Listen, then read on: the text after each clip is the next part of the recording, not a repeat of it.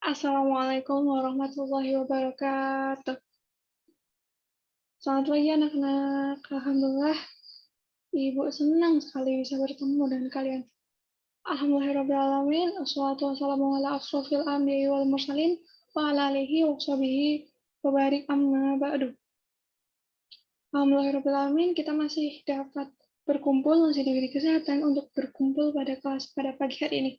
Salat berserta salam, jangan lupa kita haturkan kepada Nabiullah Muhammad SAW. Jadi alhamdulillah kita masih dapat berkumpul ya, walaupun daring seperti ini. Ibu harap walaupun kelas kita sekarang daring, tapi semangat kita tuh tetap seperti kelas kita offline pada biasanya. Ibu harap walaupun Zoom seperti ini, kita tetap semangat, jangan malas-malas, jangan merasa capek. Karena ya, kita nikmatin aja keadaannya sekarang begini, dan berdoa mudah-mudahan pandemi bisa segera selesai dan kita dapat segera belajar seperti biasanya. Nah, Ibu cuma ingin memberikan bahwa kita tuh jangan malas belajar, harus tetap semangat, karena kalau sekarang dari sekarang ketika kita masih kecil aja kita sudah malas, apalagi besarnya kita pasti nanti akan merasa kesusahan. Jadi ada kata-kata bahwa jika kita tidak mau merasakan pahitnya belajar, maka kita akan merasakan hinanya kebodohan. Jadi kalau dari kecil aja udah tidak mampu mencerna pelajaran, apalagi nanti naik ke tingkat-tingkat berikutnya seperti SMP, SMA, atau kuliah. Jadi dari sekarang, ketika ada materi yang tidak tahu, bisa bertanya kepada Ibu. Apapun itu, insya Allah akan Ibu balas lewat Japri ya. Jadi kalau ada yang mau ditanyain, Japri bisa, grup bisa. Jadi Ibu akan sangat senang jika ada yang mau bertanya. Nah, sebentar. Oke. Jadi kita langsung aja ya ke materi hari ini, itu tema 8, subtema 1. Dibuka PDF-nya ya, seperti Ibu ini PDF-nya. Subtema 1, lingkungan tempat tinggalku. Oke, oh ya, sebelum ini, jangan lupa untuk absen ya. Ke link yang Ibu berikan, jangan lupa absen. Sampai nanti, ditutup nanti ketika pelajaran sudah selesai. Jangan lupa absen terlebih dahulu ya. Dan untuk yang belum masuk, ditunggu karena sebentar lagi Ibu akan memulai pelajaran pada hari ini. Oke, langsung saja. Subtema 1, lingkungan dan lingkungan tempat tinggalku. Seperti kita lihat ini ada gambar apa ya? Sebentar. Oke, bisa. Subtema 1, lingkungan tempat tinggalku. Seperti kita lihat di gambar di layar, ada gambar sebuah desa ya, yang dimana ada masyarakat-masyarakatnya, ada rumah-rumah, ada pepohonan. Jadi ini lingkungan tempat tinggalku. Ya, tempat tinggal adalah tempat manusia menetap untuk berteduh dari keadaan alam, serta tempat melaksanakan hak dan kewajibannya dalam menjalani kehidupan. Tempat tinggal manusia biasanya berwujud rumah. Tempat tinggal merupakan kebutuhan utama bagi manusia. Setiap manusia tentu menginginkan lingkungan tempat tinggal yang nyaman untuk kehidupannya. Coba kita amati gambar di atas. Gambar tersebut menunjukkan bagian dari lingkungan tempat tinggal. Lingkungan yang ditunjukkan berupa beberapa rumah yang di sekitarnya masih banyak pohon. Pada gambar juga terlihat hamparan sawah dengan para petani yang sedang bekerja. Terlihat juga binatang, itu ada ayam, ada sapi. Di lingkungan tempat tinggal pada gambar lebih tepat dinamakan pedesaan. Jadi biasanya kalau pedesaan tuh ya masih banyak rumahnya tuh berjarak ya. Jadi masih ada lahan, ada halaman depannya, masih banyak sawah-sawah, masih banyak pepohonan. Jadi masih asri banget kan. Beda sama yang di perkotaan yang sudah memang rumahnya penuh, banyak jalan-jalan besar, beraspal. Itu udah perkotaan. Kalau ini masih pedesaan, masih senggang ya, jadi nggak terlalu ramai seperti perkotaan. Coba di mana tempat tinggalmu sekarang? Bagaimana lingkungan tempat tinggalmu? Nyamankah kamu tinggal di lingkunganmu? Kalau kita sekarang yang ada di desa, kita di desa ya, di paguyuban. Nah, untuk di paguyuban sendiri itu kan desa ya, jadi masih asri, masih banyak sawah-sawah. Mungkin kalian juga kan rumahnya sekitar sini juga. Jadi pasti merasakan kalau di sini tuh masih benar-benar masih asri, banyak sawah-sawah, lingkungannya masih mungkin belum terlalu padat seperti yang ada di kota-kota ya. Rumahnya masih berjarak-jarak, terus pohonannya masih banyak, dan enggak terlalu bising ya, karena kalau di pedesaan tuh masih benar-benar masih nyaman, masih benar-benar masih asri, beda seperti yang di perkotaan. Oke, kita lanjut. Ayo berlatih, ceritakan tentang lingkungan tempat tinggalmu. Nah, nyaman nggak kamu dengan lingkungan tempat tinggalmu? Apa alasannya? Tulis cerita pada selembar kertas. Kemudian nanti bacakan di depan teman-temanmu. Oke, kita next.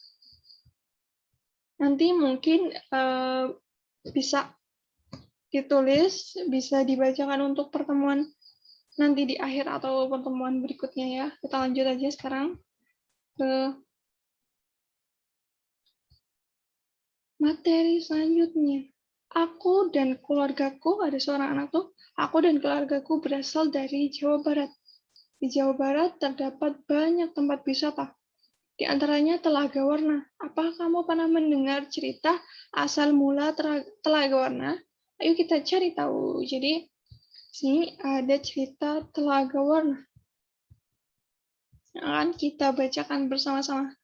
Udin dan keluarga sedang berlibur di daerah asalnya, yaitu Jawa Barat. Di lingkungan tempat tinggal Udin, di Jawa Barat tuh terdapat tempat wisata, yaitu Telaga Warna. Telaga Warna terletak di kawasan Puncak Bogor. Saat Udin berwisata di Telaga Warna, ayah Udin menceritakan asal mula Telaga Warna. Cerita asal mula Telaga Warna merupakan cerita turun-temurun yang terkenal di daerah tersebut. Bagaimanakah cerita asal mula Telaga Warna? Oke.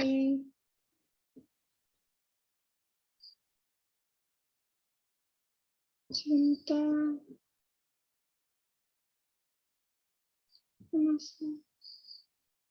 Oke, kita lanjut. Ayo kita membaca.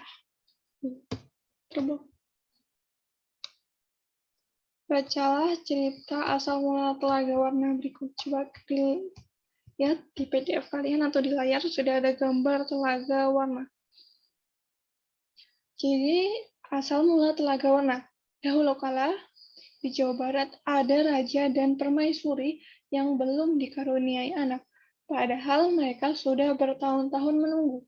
Akhirnya, raja memutuskan untuk bertapa di hutan. Di hutan, raja terus berdoa kepada Yang Maha Kuasa.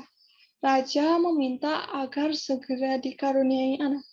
Doa raja pun terkabul. Permaisuri melahirkan seorang bayi perempuan. Raja dan permaisuri sangat bahagia. Seluruh rakyat juga bersukacita menyambut kelahiran putri raja. Raja dan permaisuri sangat menyayangi putrinya. Mereka juga sangat memanjakannya. Segala keinginan putrinya dituruti. Tak terasa putri raja telah tumbuh menjadi gadis yang cantik. Hari itu dia berulang tahun ke-17. Raja mengadakan pesta besar-besaran. Semua rakyat diundang ke pesta. Raja dan permaisuri telah menyiapkan hadiah istimewa berupa kalung. Kalung terbuat dari untaian permata berwarna-warni. Saat pesta berlangsung, raja menyerahkan kalung itu. Kalung ini hadiah dari kami. Lihat, indah sekali bukan? Kau pasti menyukainya, kata raja. Raja bersiap mengalungkan kalung itu ke leher putrinya. Sungguh di luar dugaan, putri menolak mengenakan kalung itu. Aku tak suka kalung ini, ayah, tolak putri dengan kasar. Raja dan permaisuri terkejut. Kemudian permaisuri berusaha membujuk putrinya dengan lembut. Permaisuri mendekat dan hendak memakaikan kalung itu ke leher putrinya. Aku tidak mau kalung itu jelek. teriak Putri sambil menepis tangan permaisuri. Tanpa sengaja, kalung itu terjatuh. Permata-permatanya tercerai-berai di lantai. Permaisuri sangat sedih.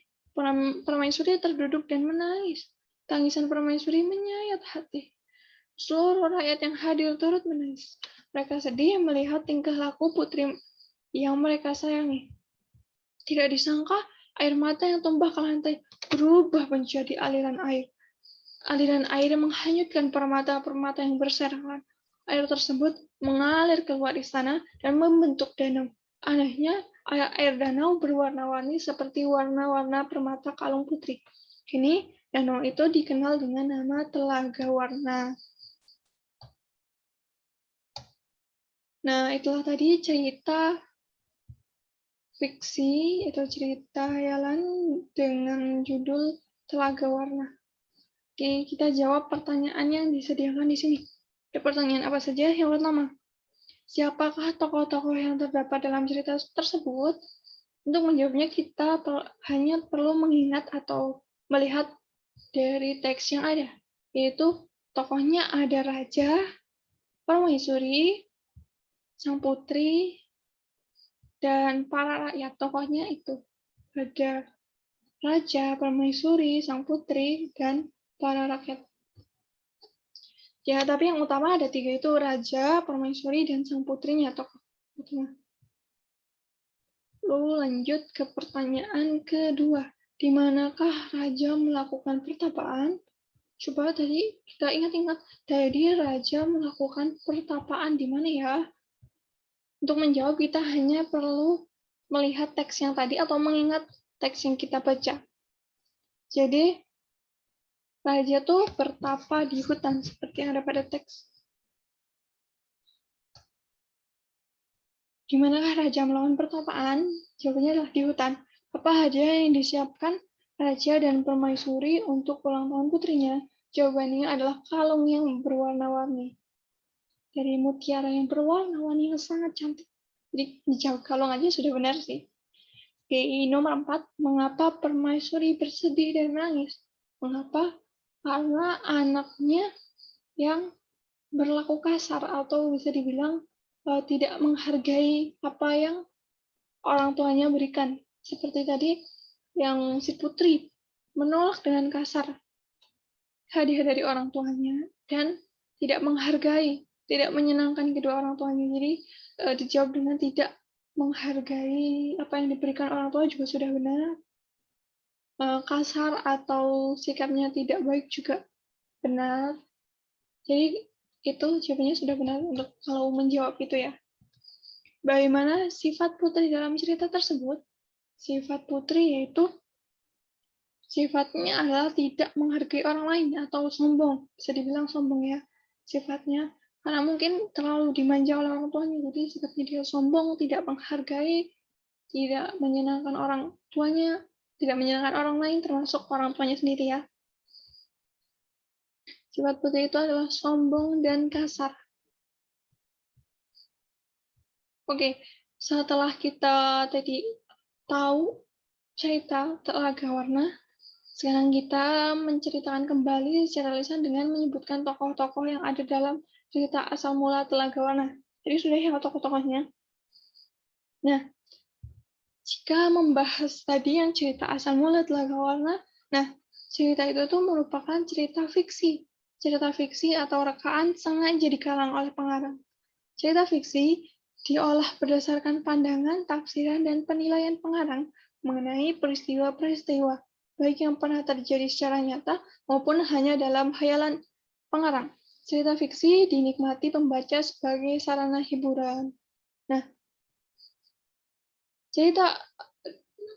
ayo kita berdiskusi, carilah informasi tentang cerita fiksi dan ciri-cirinya dari berbagai sumber.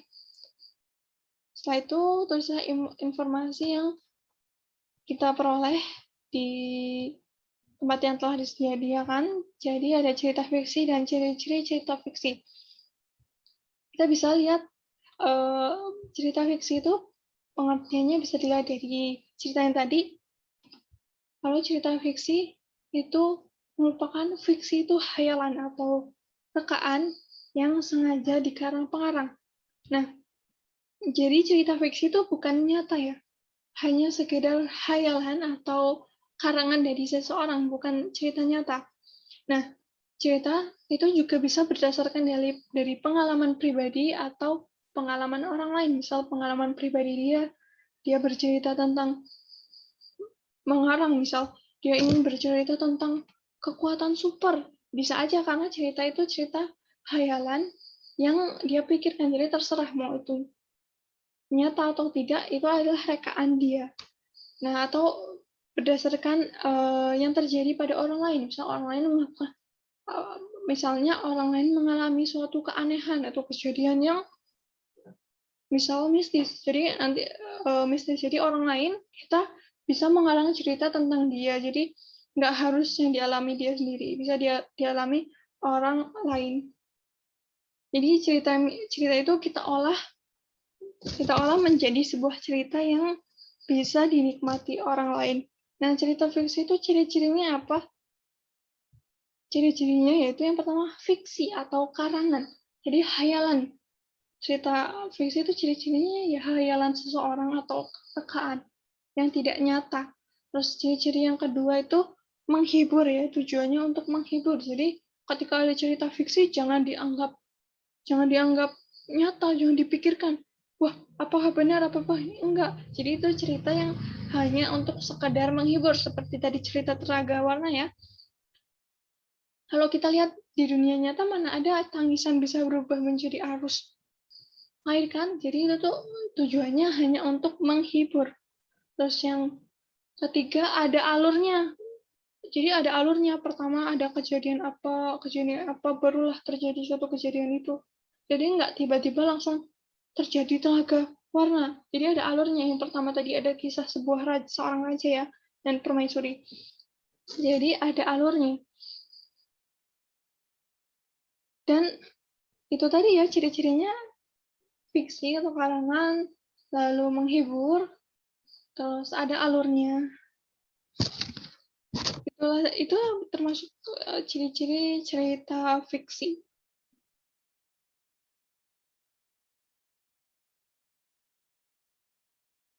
Nah, cerita fiksi juga menggunakan bahasa yang komunikatif, artinya bahasa yang bisa dimengerti orang lain. Tidak menggunakan bahasa-bahasa yang berat. Untuk misal cerita fiksi itu kan kebanyakan mungkin di golongan ada yang untuk anak-anak, ada yang orang dewasa. Nah, untuk anak-anak tuh harus bersifat komunikatif yang bisa dimengerti, tidak menggunakan bahasa-bahasa yang berat, menggunakan bahasa-bahasa yang ringan yang mudah dipahami. Lalu kata-katanya juga tidak harus baku, jadi bisa menggunakan kata-kata sehari-hari karena mungkin menceritakan kejadian sehari-hari cerita itu. Oke, itulah tadi pengertian cerita fiksi dan ciri-ciri cerita fiksi. Halaman selanjutnya kita lihat nih ada apa ya? Di dekat rumah Udin di Jawa Barat juga terdapat taman bermain. Udin dan saudara-saudaranya sepupunya bermain di sana. Dita ingin bermain dengan ayunan. Udin membantu Dita menarik dan mendorong ayunan. Coba kita lihat, pasti di lingkungan kita juga nggak asing kan, ada ayunan, ada perosotan, atau media bermain lainnya. Jadi mungkin seperti yang ada di dekat rumah Udin ya, di dekat rumah kita juga ada ya seperti ini. Nah, kita amati Udin menarik ayunan, kemudian Udin mendorong ayunan. Udin telah memberikan gaya pada ayunan. Apakah yang dimaksud dengan gaya? Gaya adalah sesuatu kekuatan yang mengakibatkan benda yang dikenainya dapat mengalami gerak, perubahan kedudukan, atau perubahan bentuk. Gaya juga dapat diartikan sebagai tarikan atau dorongan yang dapat memengaruhi keadaan suatu benda. Jadi, misal seperti yang dilakukan Udin ya, Udin menarik ayunan yang diduduki oleh Dita tadi, dan ayunan itu pun bergerak. Jadi, gaya itu suatu kekuatan yang mengakibatkan benda yang tadinya diam nih ya, jadi dapat bergerak, berubah kedudukannya, atau berubah bentuknya. Misal, mengalami bergerak ya, ini pulpennya ibu, tadinya diam di sini, jika ibu gerakan, bisa berpindah tempat, bisa bergerak, bisa untuk menulis itu juga termasuk gaya. Kita memberikan gaya kepada pulpen untuk menulis. Misalnya perubahan kedudukan, perubahan yang tempat, bisa kemana-mana, bisa ke kanan, bisa ke kiri. Nah, terus perubahan bentuk, kita bisa bentuknya bisa berubah dengan gaya itu tadi. Kita bisa memberikan dorongan dan pulpen ini bisa patah dan berubah bentuknya. Nah,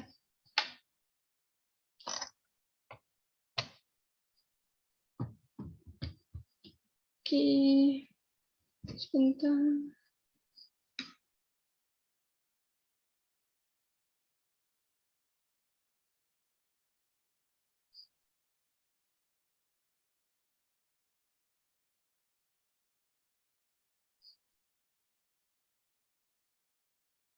Nah, gaya itu kan ada banyak ya, ada bermacam-macam gaya. Macam-macam gaya itu yang pertama ada gaya gesek. Gaya gesek merupakan gaya yang ditimbulkan akibat permukaan dua benda yang saling bersentuhan. Semakin kasar permukaan suatu benda, gaya geseknya semakin besar. Jadi gaya gesek itu dua benda yang bersentuhan. Misal ada benda ini dengan benda, ada dua benda ya, yang saling bersentuhan. Jadi ada pergesekan antara dua benda ya. Itu namanya gaya gesek. Nah, gaya gesek dimanfaatkan untuk contohnya untuk mengerem sepeda. Kampas rem akan memberikan gaya gesek pada plek roda sehingga menghambat perputaran roda. Jadi ketika kita bersepeda, kita mengerem, itu akan terjadi gaya gesek. Yaitu ketika kampas rem menahan plek roda untuk berhenti bergerak. Jadi terjadi gesekan, jadi gesekan ya. Terus permukaan ban itu dibuat beralur agar supaya dapat memperbesar gesekan ban dengan jalan. Tujuannya untuk mencegah kendaraan itu tergelincir. Jadi kalau kita lihat ban itu kan ban nggak mungkin polos biasa ya tanpa ada corak-corak, bukan corak-corak sih, ada bentuk-bentuknya ya. Itu tujuannya agar ban sepeda itu ketika mengerem tidak tergelincir. Jadi kan bentuknya tidak rata, yaitu tidak rata tetapi berpola. Tujuannya agar ketika mengerem atau kita sedang berada di tempat yang itu tidak tergelincir. Dan ban tuh nggak ban sepeda aja yang seperti itu ya. Jadi ada ban motor, ban mobil tuh seperti itu agar fungsinya tidak tergelincir saat berjalan atau mengerem. Yang kedua ada gaya gravitasi. Nah, pasti kita sering banget dengar kata-kata gaya gravitasi. Nah, gaya gravitasi merupakan gaya tarik yang dialami suatu benda terhadap pusat bumi. Akibatnya, semua benda yang jatuh ke bumi akan tertarik ke arah pusat bumi. Contohnya, misal buah kelapa yang jatuh, bola yang dilemparkan pasti nantinya akan jatuh ya. Pasti akan jatuh ke bawah, jatuh ke arah pusat bumi. Misal kita contohnya aja ya, kita lemparkan sesuatu, misal seperti pulpen ini, ketika kita lemparkan, dia akan jatuh ke bawah, ke arah pusat bumi. Itu yang disebut gaya gravitasi. Ketika kita di luar angkasa, tidak ada gaya gravitasi, semua benda melayang. Mau kita lempar, dia tidak akan jatuh, dia akan melayang-melayang. Makanya banyak batu-batu meteor yang bertabrakan, yaitu karena mereka akan terus melayang bergerak ke sana kemari. Jika di bumi ada gaya gravitasi sehingga alhamdulillahnya semua benda tidak ada yang bertabrakan, semua ada pada tempatnya. Jadi benda itu ketika dilemparkan ke atas dia akan jatuh ke arah pusat bumi, jatuhnya nggak ke samping, nggak ke kanan, nggak ke kiri atau ke atas, tapi ke bawah ya jatuhnya. Nah, kayak ke arah pusat bumi. Nah, kalau kita berbicara gaya gravitasi bumi, ada banyak manfaatnya. Yang pertama, benda-benda yang ada di bumi tidak terlempar keluar angkasa ya. Jadi benda-benda itu tetap ada pada tempatnya, tidak ke atas ke bawah. Jadi benda itu tetap diam jika tidak memiliki gerak itu tadi. Benda yang diam, dia akan tetap diam, tetap pada posisinya. Terus yang kedua, air laut menjadi tidak tumpah dan tetap pada tempatnya di bagian terdalam permukaan bumi. Coba bayangin kalau nggak ada gravitasi, mungkin air laut akan bercecar ke sana kemari. Kalau tidak ada gaya gravitasi, karena kan sifat air itu mengikuti permukaan wadahnya, ya, mengikuti tempatnya. Kalau tidak ada gaya gravitasi, mungkin airnya sudah mencar-mencar kemana-mana mengenai kita. Nah, yang ketiga manfaatnya adalah manusia dapat berjalan di permukaan bumi. Jadi bisa berjalan, ya seperti berjalan biasanya. Kalau di luar angkasa mungkin kita sudah melayang-layang ke sana kemari, karena tidak ada gaya gravitasi itu. Yang ketiga ada gaya magnet. Pasti kita tahu dong magnet. Kalau ada benda yang ditempelin magnet, dia akan merekat mendekat. Nah, gaya magnet adalah gaya yang ditimbulkan oleh tarikan atau dorongan dari benda magnet. Benda-benda yang dapat ditarik atau didorong oleh magnet disebut benda magnetik. Adapun benda-benda yang tidak dapat ditarik oleh magnet disebut benda non-magnetis. Nah, jadi tahulah magnet itu biasanya menarik benda-benda seperti besi yang terbuat dari logam, ya. Besi atau uang koin atau pokoknya yang terbuat dari logam itu. Jadi dia didekatkan, pasti benda itu akan tertarik ke arah magnet tersebut. Manfaat gaya magnet itu ada apa sih? Yang pertama, penerapan gaya magnet pada kompas untuk menunjukkan arah. Terus yang kedua, magnet juga berguna untuk memindahkan benda-benda berat yang terbuat dari besi. Jadi mungkin ada alat yang ada magnetnya untuk memindahkan barang-barang. Mungkin kita sering akan lihat itu di tempat mobil-mobil yang sudah tidak terpakai. Nggak mungkin kan kalau orang-orang bekerja di sana memindahkan mobilnya satu persatu, pasti ada mesinnya. Jadi mesin itu bisa menarik mobil-mobil itu yang sudah tidak terpakai ke atas dan memindahkannya dengan mudah. Jadi itu untuk mempermudah kerja manusia. Jadi tidak perlu mendorong atau mengangkat mobil itu. Setelah tadi yang ketiga, gaya magnet, yang keempat itu adalah gaya otot. Gaya otot adalah gaya yang dihasilkan oleh otot manusia atau hewan. Kita memanfaatkan gaya otot dalam kehidupan sehari-hari. Misalnya untuk bermain, menulis, berjalan, atau membawa barang. Membawa barang atau menulis. Jadi kita memberikan gaya tekanan pada barang tersebut. Yang kelima, gaya listrik. Gaya listrik adalah gaya yang ditimbulkan oleh benda yang bermuatan listrik, yang mempunyai dua muatan, yaitu muatan positif dan muatan negatif. Benda yang bermuatan listrik sejenis jika berdekatan akan tolak-menolak. Sebaliknya, benda yang bermuatan listrik tidak sejenis akan tarik-menarik. Contohnya listrik statis, yaitu penggaris plastik yang digosokkan ke rambut dapat menarik potongan keras karena memiliki muatan listrik pada penggaris plastik. Jadi itu gaya listrik, ya. Nah, itulah tadi yang bermacam-macam gaya. Itu yang pertama ada gaya gesek, yang kedua gaya gravitasi, yang ketiga gaya magnet, yang keempat gaya otot, yang kelima gaya listrik. Itulah tadi yang macam-macam gaya. Kita lanjutkan pembahasan yang ada di buku. Oke.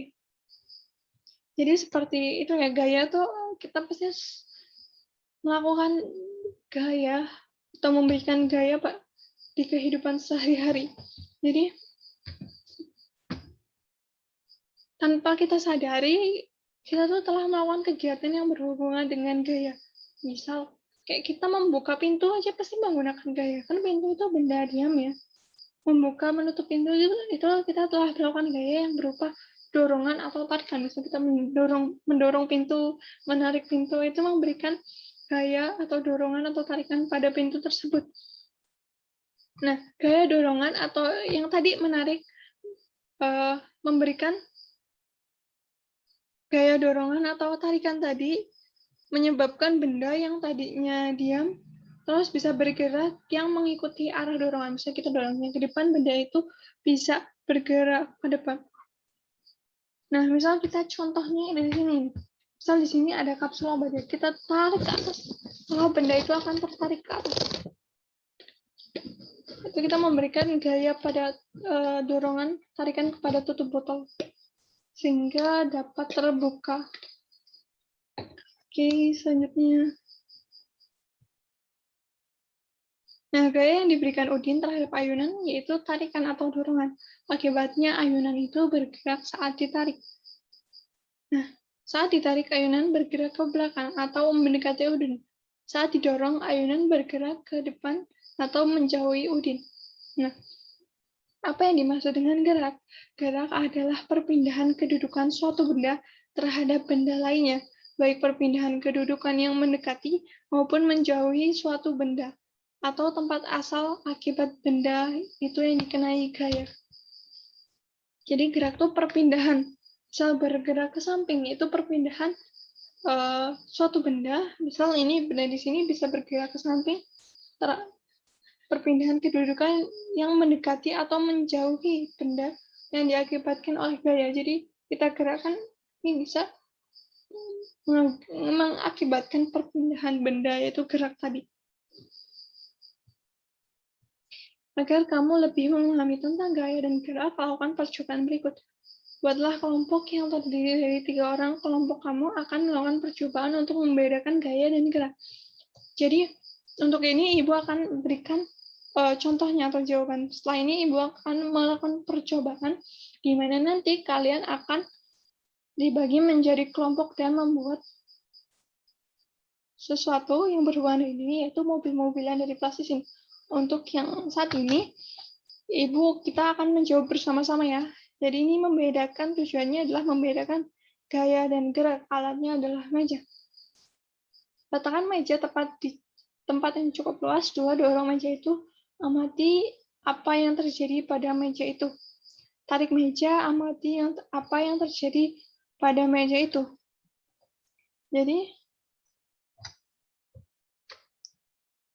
Jadi kita lihat ini di sini ada pertanyaan apa yang terjadi saat meja didorong? Apa yang terjadi saat didorong? Meja akan bergerak ke depan ya saat didorong.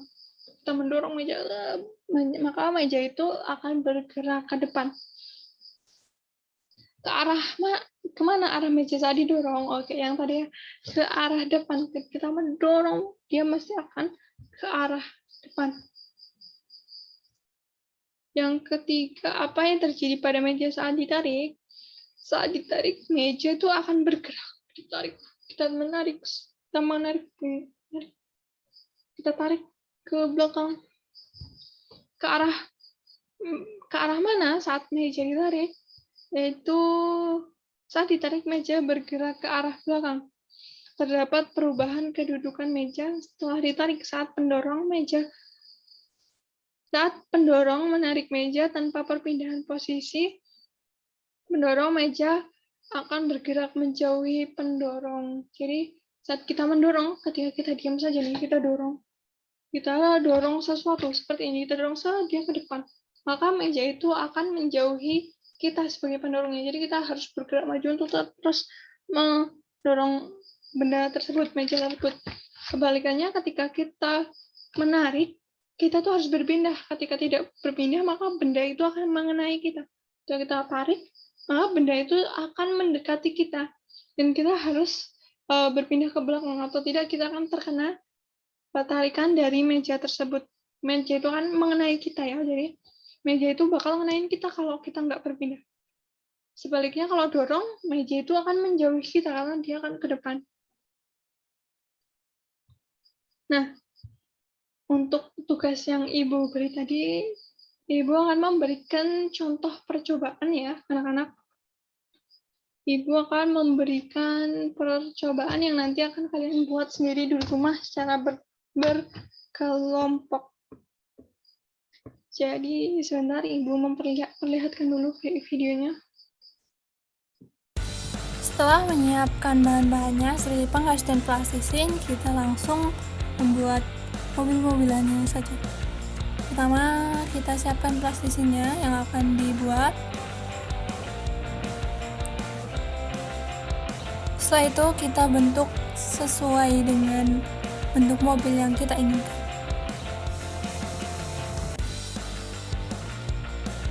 Dalam pembuatan mobil mainan ini dibagi menjadi 3 tahap, yaitu yang pertama membuat bagian atas mobil, dan yang kedua bagian bawah, dan selanjutnya yang ketiga baru perlengkapan seperti roda, kaca, bagian depan, bagian belakang. Kita bentuk dan langsung ditempelkan antara bagian atas mobil dan bagian bawah mobil-mobilan.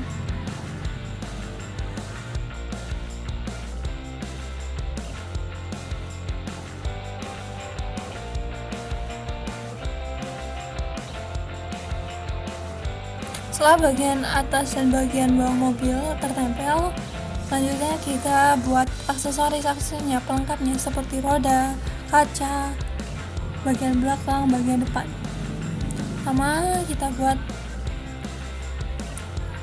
lingkaran-lingkaran kecil untuk membuat roda mobil. Kita buat lingkaran-lingkaran di 4 sisi, bagian roda bagian belakang, roda bagian depan, masing-masing 2.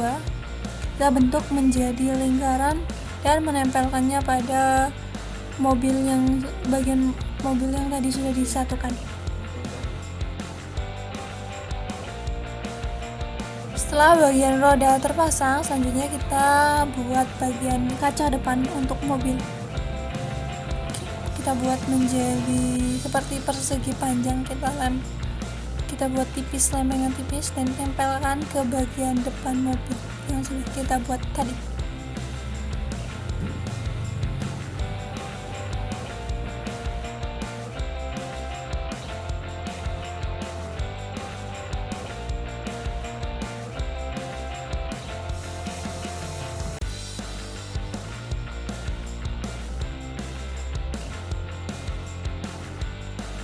Setelah itu kita buat bagian belakang mobilnya,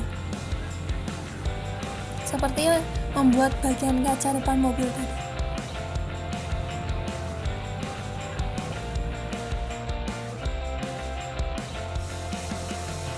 Sekarang untuk bagian mobilnya sudah jadi. Sekarang kita tinggal membuat bagian perlengkapannya seperti kap depan mobil, lampu belakang mobil, untuk mempercantik tampilan mobil-mobilan mainan dari plastik ini.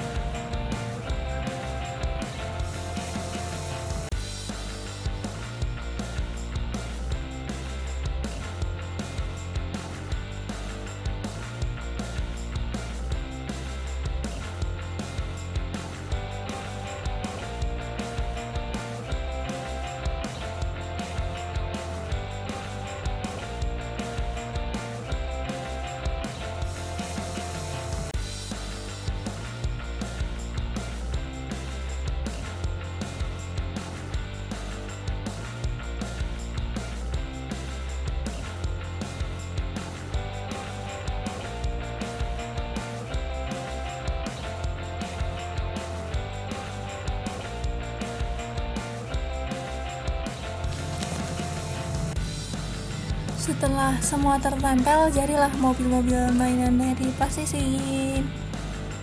Tara! Oke, setelah membagi kelompok tadi untuk percobaan membuat mobil-mobilan dari plastisin, jadi kelompoknya tadi ada 3 orang ya, masing-masing yang dekat-dekat rumah aja, nanti dibagi. Itu nanti direkam di video dan di-upload ke YouTube, dan linknya nanti diberikan kepada Ibu. Jadi kalau ada yang ditanyakan, tinggal japri Ibu atau ditanya lewat grup ya. Jadi kita kan review tadi sedikit materi sampai di perbedaan gaya dan gerak.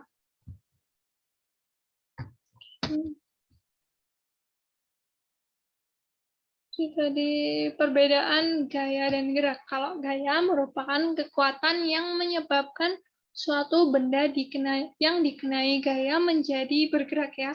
Jadi bergerak menjadi bergerak, berubah kedudukannya, ataupun berubah bentuknya. Sementara kalau gerak itu merupakan perpindahan kedudukan suatu benda terhadap benda lain atau tempat asal sebagai akibat benda tersebut yang dikenai gaya. Jadi kalau gaya itu ya kekuatannya, gaya yang kita berikan. Kalau gerak itu perpindahan benda tersebut tadi, perpindahan benda yang diakibatkan oleh gaya. Jadi mungkin itu saja untuk materi pada hari ini. Ibu akhiri, mohon maaf bila ada kesalahan atau kekurangan. Ibu akhiri, dan jangan lupa untuk tetap semangat belajarnya. Dan malas-malas, kalau ada yang belum paham bisa ditanyain kepada Ibu. Ibu akhiri, wabillahi taufiq wal hidayah. Wassalamualaikum warahmatullahi wabarakatuh. Semangat ya.